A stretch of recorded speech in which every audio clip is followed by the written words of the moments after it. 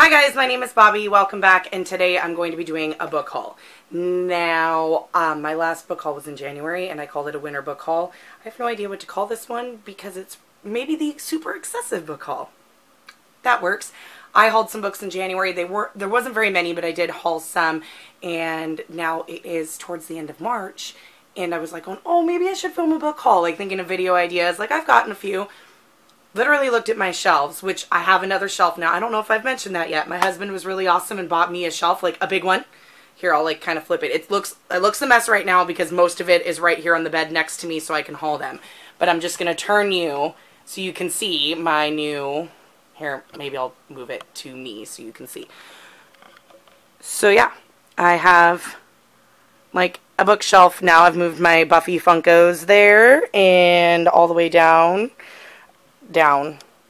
I mean, I have a nice, actual, real, like, adult, like, booktuber shelf now. I'm pretty proud. He felt really bad because of the stacks in my closet, and my tiny bookshelf was really full, which I still have my small bookshelf. I have a lot of, like, my mass market paperbacks, a lot of my other paperbacks that I've read and stuff over there, but I'm using the big one to display most of my hardcovers, my TBR shelves, like, stuff like that, so it's kind of easier to see. And then I've got my cup, my TBR cup there as well. So yeah, it looks a mess because I've pulled most of the books that are on that shelf over to haul.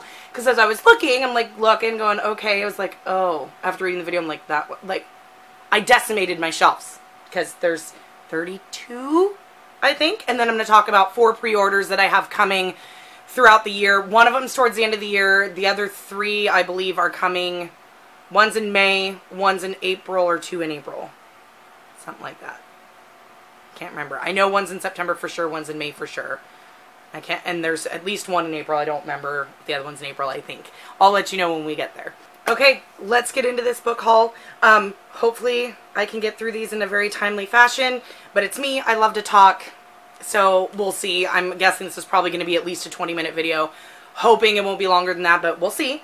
And some of these I've read already, some of them I haven't, some I don't know much about them. You'll see as we go. Rude. Some are already falling over. So, here we go.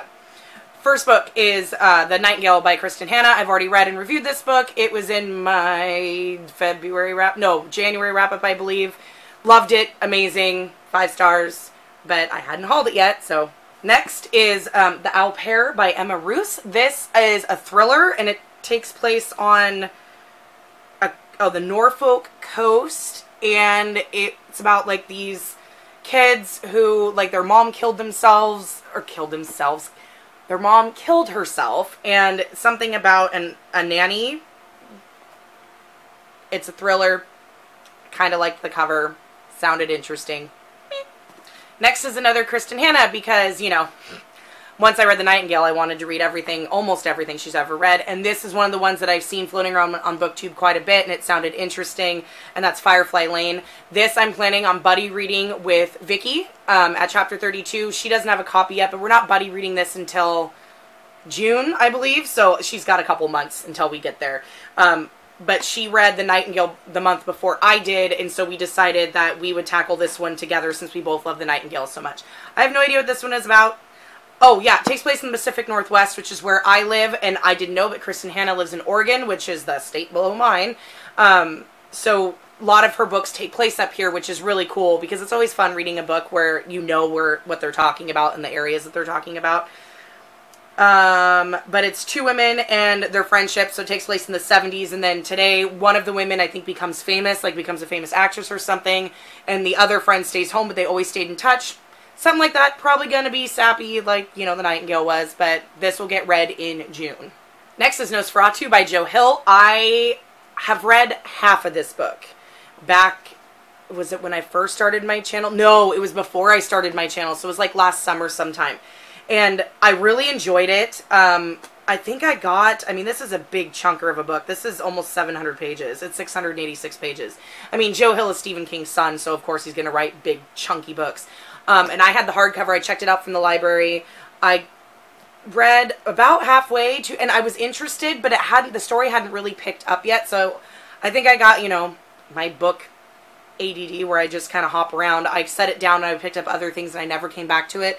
And then it was due at the library. So I figure if I have this, because I'm a slow reader of big books because I find them intimidating, even though if I really love it, I find it intimidating. Case in point, which I need to haul this book as well, Priory of the Orange Tree, because I've talked about it a lot, but I have not hauled it.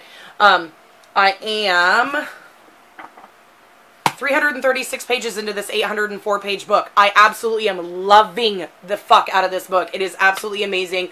Full of female, it's a high fantasy full of dragons and females in power and a lot of feminism, and it's really, really good, but it is, like, I love the sound it makes. I mean, it's a chunk. It's a big, fat fucking book. And I could have easily read this in the month of March. Like, I started it in March. I easily could have finished it. But I'm not going to read 500 pages, you know, in the last, like, 3 or 4 days of March. But for some reason, like, I want to read other things. I hop around. I'll read a couple 100 pages of this or 100 pages of this, and then I move on and read another entire book. So, yes, Priory of the Orange Tree by Samantha Shannon.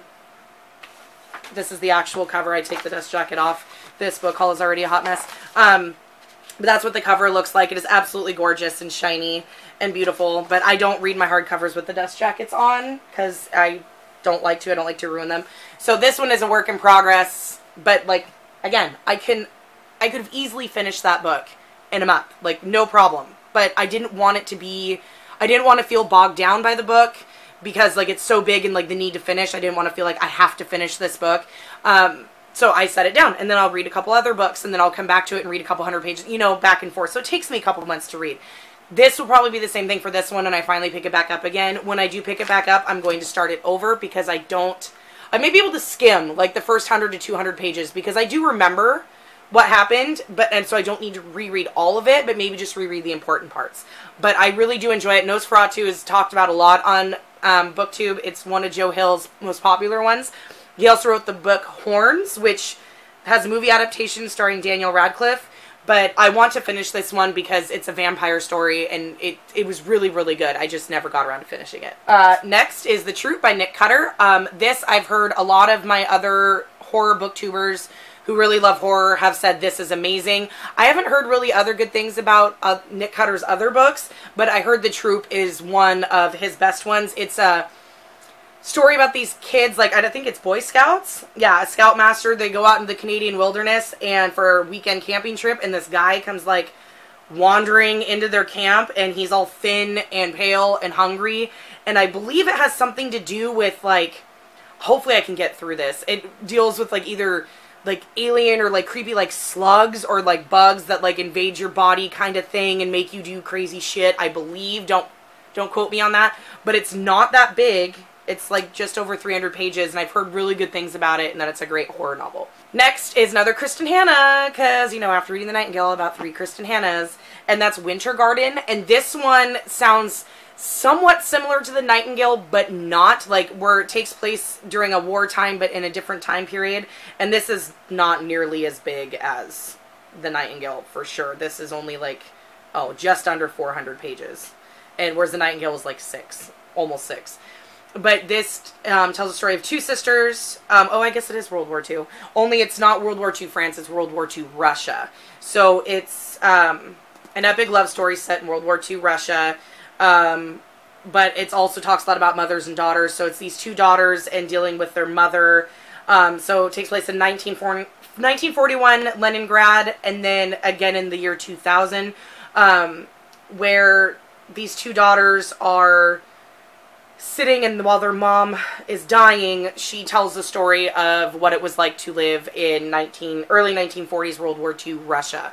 So it kind of reminded me of The Nightingale, whereas The Nightingale is early 1940s World War II German-occupied France, and you have one of the with 2 sisters, and you have one of the sisters telling her son about it in, like, 2001, you know, or whatever, America. So kind of the same vein, just takes place in Russia, and I love The Nightingale so much, I figured this would be one to give a shot. I know a lot of other people have also picked this one up because of The Nightingale, but I just haven't heard anybody review it yet. Next, Storm Dancer by Jay Kristoff. This is his very first series that he wrote. I believe this is his debut.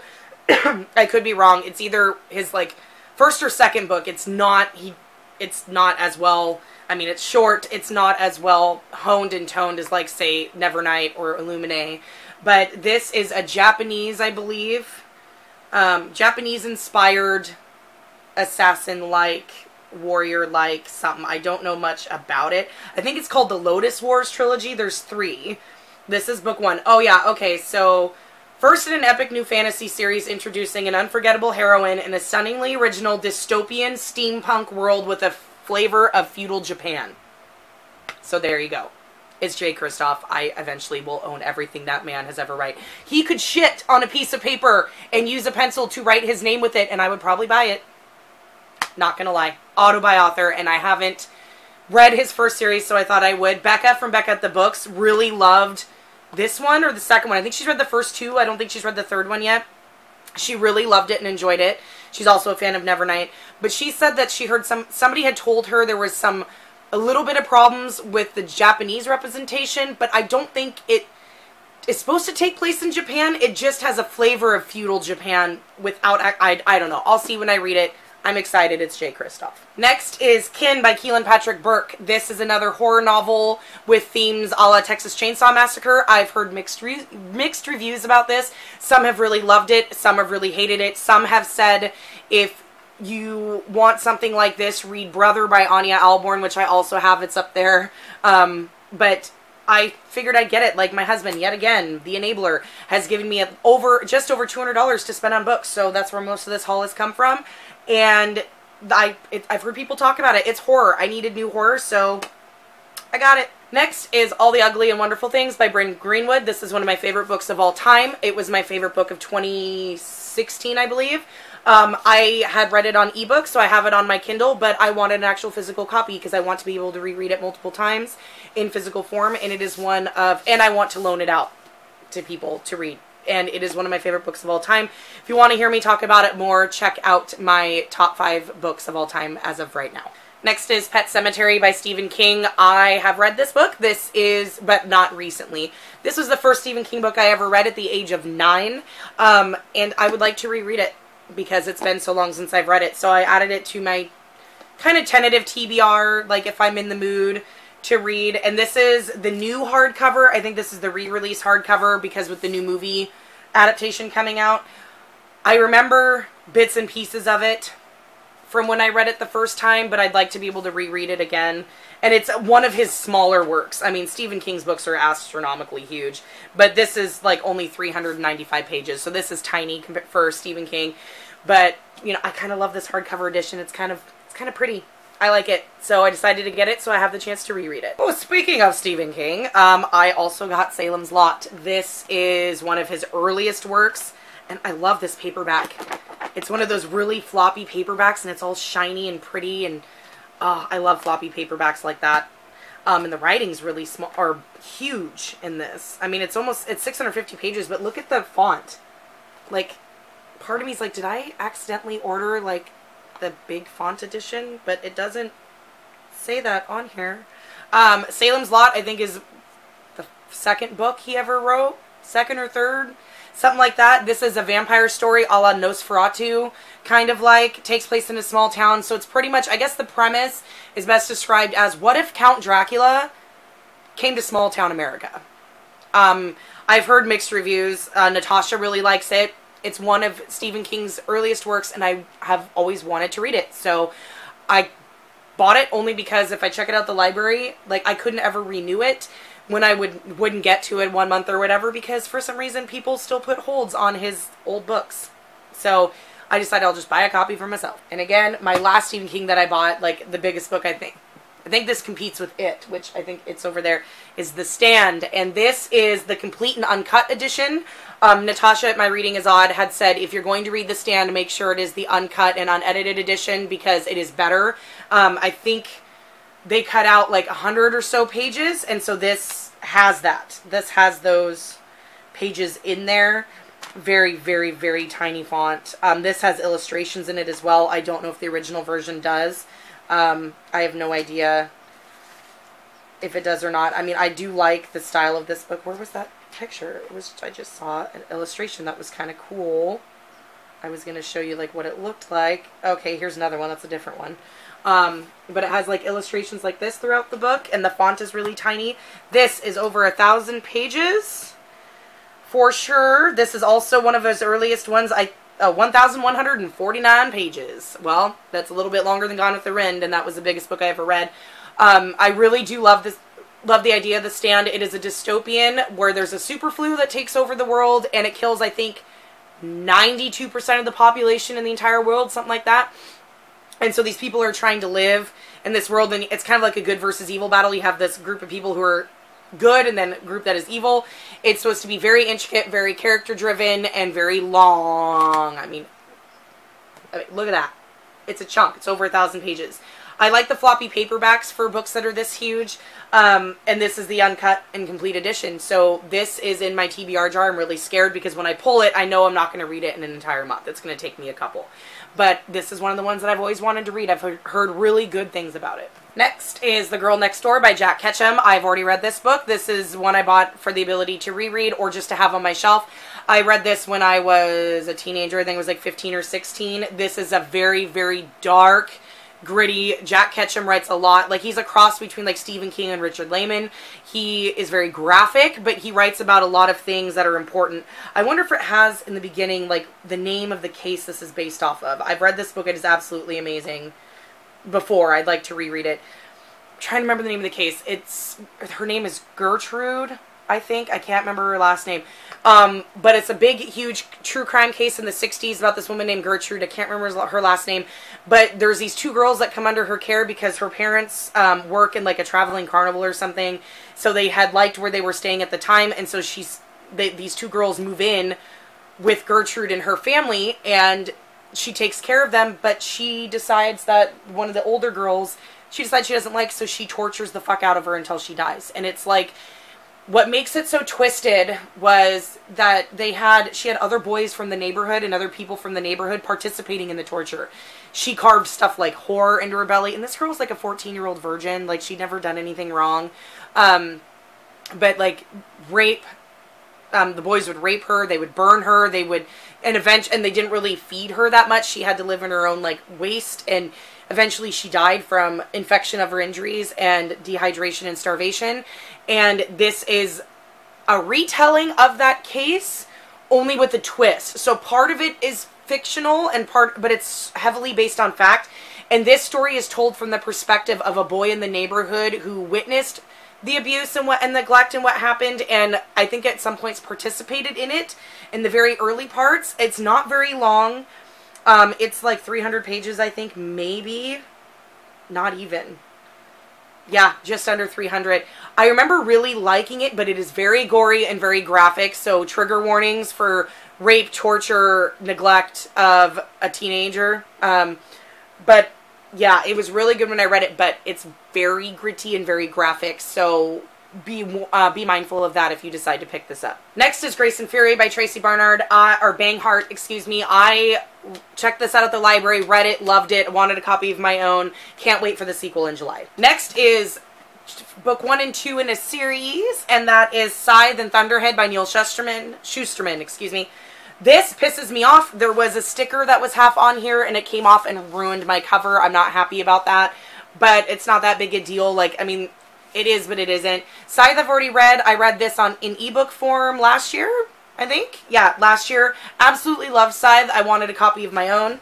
And Thunderhead is book 2. I also have this on Kindle, but having it on Kindle, I never have the desire to read it or to pick it up, and I want to read it. Like, I've read half of it already, and it's really fantastic, and the new book is coming out at the end of this year, I believe, so I wanted to have these two on my shelves, so if I pre-order the next one, I will have a really pretty full set, and I love the spines. They look beautiful on a shelf. Oh, and I guess I should mention what these are about.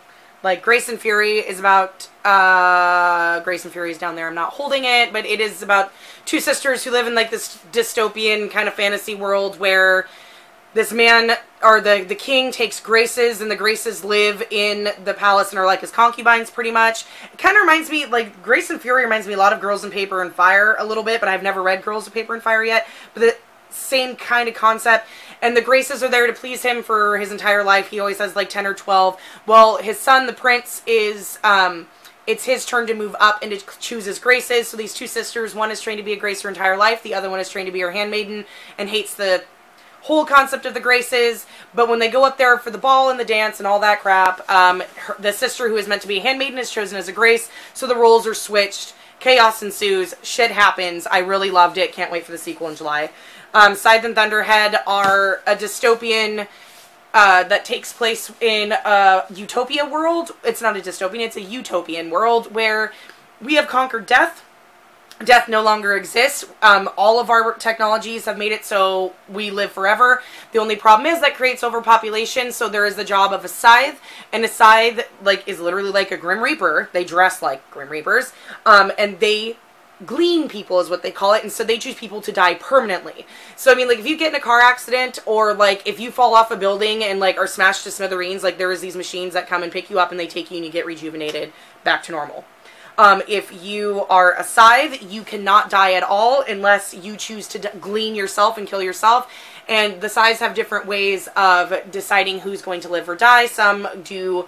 The one that was my favorite was the scythe that in the first book, who he would look at old ways that we used to die, like back in the 2000s and stuff, like statistics of how most people would die, and that's how he would kill them. So he killed a 17-year-old boy who was on like his second or third go round in life, because like once you age to like 40 or 50, you can reset yourself to teenage years if you'd like. And he killed him because kids of that age tend to drink and drive, or to drive like idiots and get in car accidents and die, so that's why he killed him. So, I mean, they choose different reasons. The two main characters are chosen to learn how to become a scythe, and it shows them becoming them or learning, and it's a process, and it's a really fun world. I really enjoy it. Anyway, next on the list is Four Dead Queens by Astrid Schultz. This is one I've been eyeing for a long time. It's a young adult fantasy where there are 4 queens in this world, and this girl is like a psychic or something. Oh, it's got deckled edges. I hate deckled edges. Yeah, she's a girl who's like a skilled thief, and something like that she does. Oh, she steals a package and puts her life in danger. And then there's a conspiracy she gets involved in that leaves all 4 queens of this realm dead. Don't know, sounded fun. We'll see. I've heard mixed things. Some people love it, some people hate it, but I've kind of been eyeing it since before it was released, so we'll see. Next is The Lost Man by Jane Harper. This is the same author who wrote The Dry, though I haven't read that, but Leanne over at Literary Diversions talked about this a lot, and this takes place out in the Australian outback where it's so vast and there's nobody around, and it's 3 brothers who live like miles apart from each other, and they run, I don't know what they harvest out there or do something, but it's like these farms, and one of the brothers ends up dead, and so it's trying to figure out, did he kill himself? Because he died of dehydration-ish, they think. Did somebody come out there and kill them? So it's kind of an interesting thriller that takes place in a desolate area, which I really enjoy stories like that, so I thought I'd give it a shot. Next, this book you've seen before, I have not read it yet, but it's Kill Creek by Scott Thomas. This is a horror book about a group of horror authors who are paid to for a publicity stunt to stay in one of the most haunted houses in the world, and all the crap that happens after that. Next is Good Omens by Terry Pratchett and Neil Gaiman. I enjoy Neil Gaiman. I've read most of American Gods, have not finished it. This is supposed to be really funny. It's about an angel and a demon who work together. I guess it's something about the apocalypse. It's going to be a TV series. I love it because it kind of has a supernatural tie, because the demon is called Crowley. And if you have ever watched Supernatural, Crowley is the king of hell in Supernatural, and he's a demon who is the king of hell. And I guess the creator of Supernatural really loves Neil Gaiman, and so he took the name from this book. I've heard it's really good. It's really funny, so my brother-in-law loved it, so I decided to pick it up. Next is The Last Kristen Hannah. This is Magic Hour. I've already talked to this before. It was in a TBR. Have not read it yet. It takes place in the Pacific Northwest about a woman who goes back there to practice medicine. It's her hometown, or whatever. A little girl walks out of the woods, not talking, emaciated, trying to figure out what's going on with her. Sounds like kind of a hard-hitting, it's Kristen Hannah. It's designed to make you sad. We'll see. Oh, next is The Bone Season by Samantha Shannon. I have heard mixed reviews about this. This is like a sci-fi-ish dystopian fantasy, I believe, something to that degree. The only reason I bought this, knowing there's a lot of mixed reviews, is because I'm loving Prior of the Orange Tree so much that I want to read more of her work. This is, it takes place in 2059, so it's futuristic, in London, and she is a dream walker. And so something about there's this group that wants to use them for bad. No idea. Heard mixed reviews. We'll see what I think about it. Next is a book that just got here a couple of days ago, and it's the new Josh Malerman called Inspection. This is one of my highly anticipated releases of this year. I love Bird Box by Josh Malerman. Hated Unbury Carol. DNF'd it, donated it, hated it. This is really interesting. I can't wait to pick this up. This is a story about a boy and a girl who are teenage years, and they each live in an exclusive school that are out in the middle of the woods. They don't know anything about it, so there's a school over here and a school over here. One has only boys, one has only girls. The one that has only girls is run strictly by female teachers and whatever. Same with the male one. It's run strictly by males.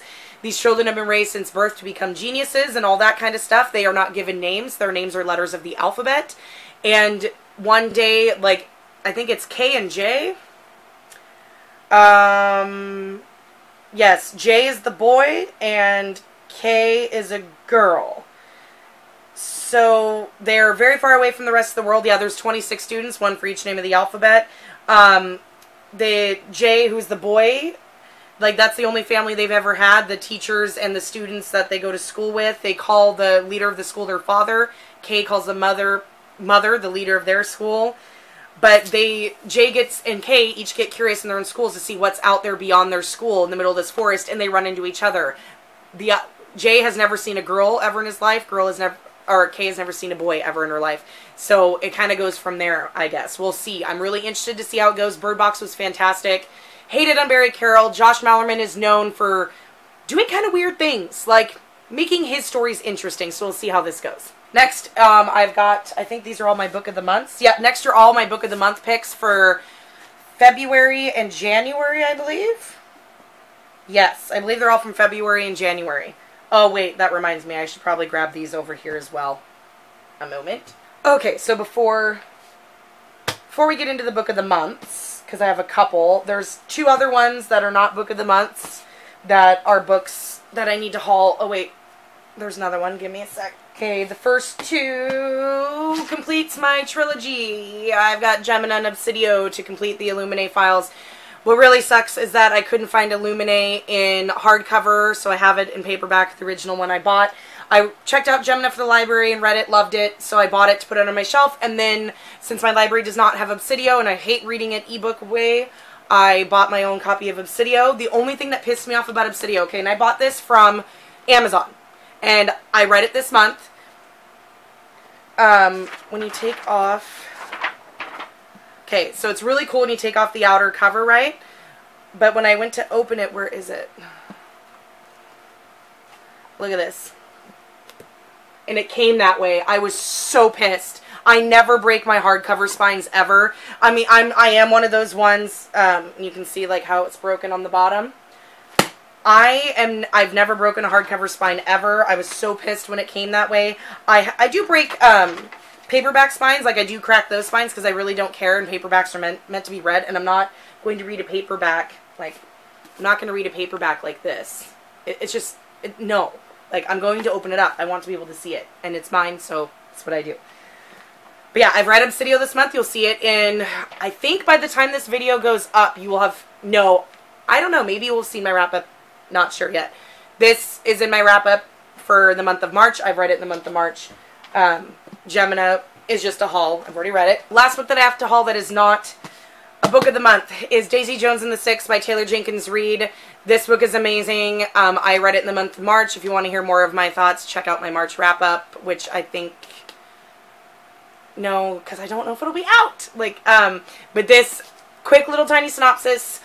Daisy Jones and the Six is written in a format that is like an oral history format. So it's all sets of interviews of these people telling the story of their band. It takes Daisy Jones and the Six as a band in the 70s, and it's taking place now, but they're telling the story of their rise to fame in the 70s.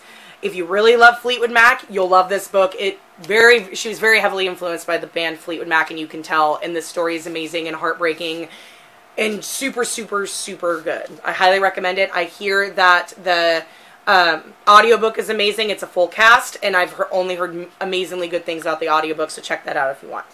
Okay, now we'll go into my book of the month picks that, yeah, last 2 months, January and February. I have no chill. I got 3 each month.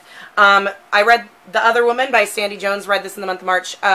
This is a story of, it's a thriller that is like a mother-in-law, evil mother-in-law kind of story. So, it's very short, very, very short, just under 300 pages. But yeah, it's, woman gets with the guy, mother-in-law's a pain in the ass. That's all I'm going to say. It's a thriller. You want to go into it blind. Next is Before She Knew Him by Peter Swanson. This is a story, it's a thriller about a man and a woman. It's like a neighborhood. They think the neighbor is a serial killer or a killer. Not sure. It's thriller. Don't want to know much about it. Next is A Secret History by Donna Tartt. This is the Book of the Month edition. I've heard mixed reviews on this. Most people love it. Some absolutely hate it. It is big. It is small print. It's intimidating as hell.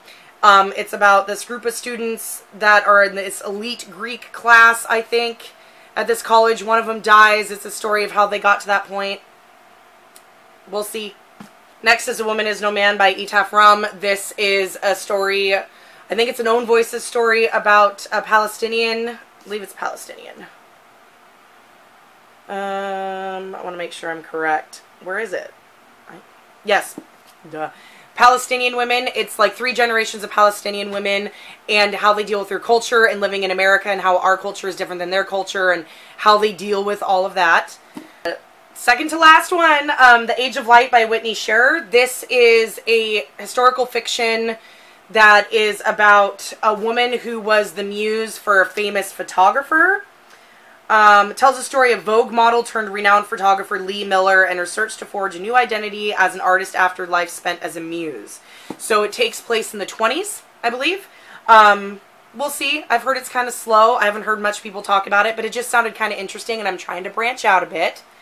And last but not least is my last Kristen Hanna. Also got it through Book of the Month, and that is The Great Alone. Everybody's talked about The Great Alone. It's her second most popular book after The Nightingale. This takes place in Alaska in the 70s, deals a lot with being alone, being out in the wilderness. The dad has PTSD from Vietnam. Hard-hitting. Kristen Hanna.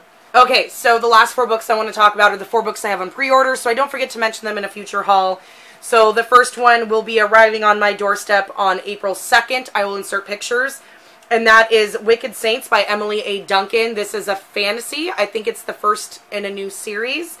I don't know if it's YA or adult, but it's fantasy. I love the cover. I've heard Sam at Thoughts on Tomes talk about it. It just sounded interesting. Arriving April 9th is the finale for the Book of the Ancestor series, and that is Holy Sister by Mark Lawrence. It's a pre-order. It'll be here on April 9th, so I can finish out that series. And then arriving May 7th is another one of, Holy Sister is also one of my most anticipated releases this year. And then arriving May 7th, another highly anticipated release is Aurora Rising by Amy Kaufman and Jay Kristoff. This is a young adult sci-fi. They are the same duo that wrote the Illuminae files, which I loved. Aurora Rising is also a sci-fi, not set in the same universe as Illuminae. But I've already pre-ordered it. And by sending in my receipt of pre-order, I will get I'm supposed to get, we'll see, or you get entered to win an Illuminae novella that's a prequel novella called Memento. So we'll see. I'm excited about that. But Aurora Rising is, I don't remember exactly what it's about. I know it takes place in space. I think it has to do with AIs and androids and a group of people having to save the universe from something. And I think the tagline is like, these aren't the heroes. These aren't the heroes we expected them to be or something like that. They're only the people we could find or something to that degree. Anyways, I'm really excited to read it because Jay Kristoff.